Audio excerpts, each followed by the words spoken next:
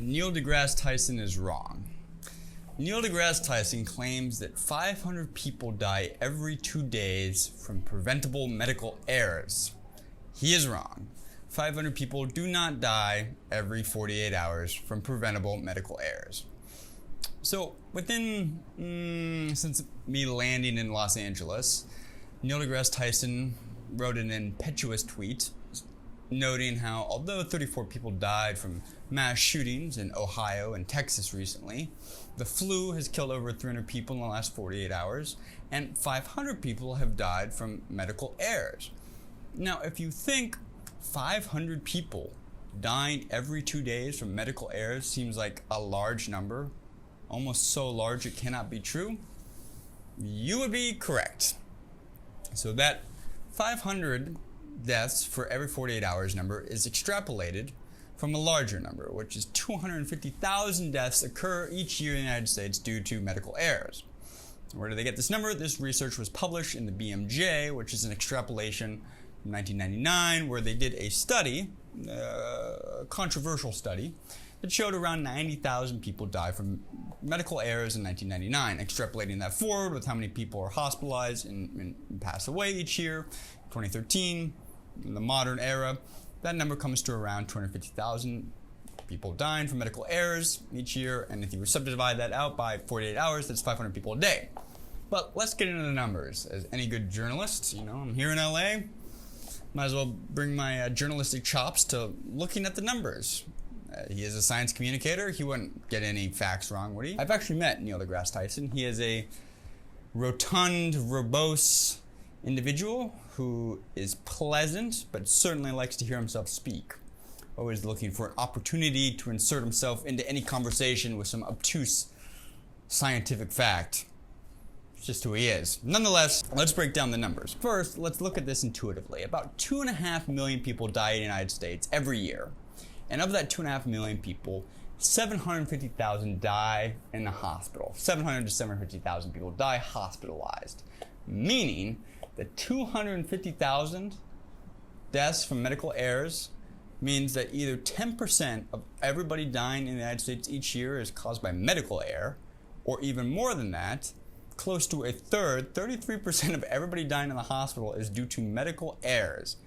Doctors and nurses blundering and killing the patient. Intuitively, that shouldn't make sense. And the further you dig, long story short, is that in reality, when they did a study upon a study, a couple meta-analyses, went back and reviewed the actual data, asked other doctors to examine the situations. So an example, let's say an elderly woman was admitted to the ICU, she was on close to palliative care. Now, she's unresponsive most of the time, meaning she's not eating very much each day. Her normal dose of some sort of painkiller to ease her pain in palliative care, morphine. She's given a standard dose of 1 to 2 milligrams of morphine a day. Now, she's not eating much, so her weight is dropping. And after a week and a half, the nurse comes in at the evening, sees it's time to give the elderly lady another dose of morphine, provides the dose, but because she's lost, let's say 15 pounds over the week and a half she's been hospitalized, because she's aging, she's on her way out, she's dying anyway. That morphine dose that was acceptable a week and a half at her weight when she was admitted into the hospital now is too strong.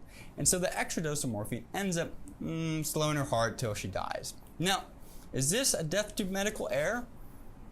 Maybe, but it depends how you count it. Because if you were to go back and survey other nurses, doctors, residents, and say, what is the probability that this patient would have lived 3 weeks beyond when they had died due to, quote, a medical error, that number goes to 0.5%.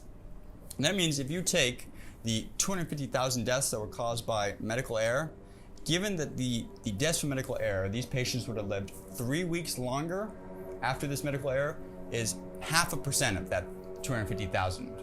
0.5%. And I just did the math because I am mathematically challenged. That brings that 250,000 death toll number down to 12,000 deaths. Meaning, in reality, a more reasonable argument to posit is that 12,000 deaths a year are caused by medical error. But if we subdivide that 12,000 deaths down to 48 hours, so how many of those 12,000 deaths are occurring every 2 days, that number comes to around 70 deaths from medical errors. 70 deaths from medical errors every 48 hours. And that's only saying they would have lived another 3 weeks longer than they would have if the medical error had not occurred. Now, you might think, am I defending doctors? No, I would be the first to disparage the medical community.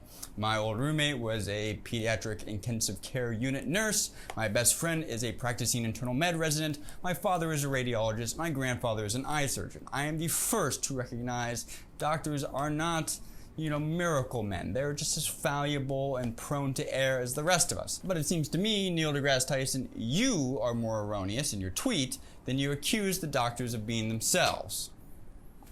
There we go. A little bit of fact checking on Neil deGrasse Tyson. If you enjoyed this video, click like, subscribe. Thanks for watching, guys. You can get more journalistic takes on the media or Twitter call-outs of Neil deGrasse Tyson, whatever they are, each day. Anyway, enjoy the scenery of foggy Los Angeles behind me. See you guys tomorrow. Thanks for watching. Bye.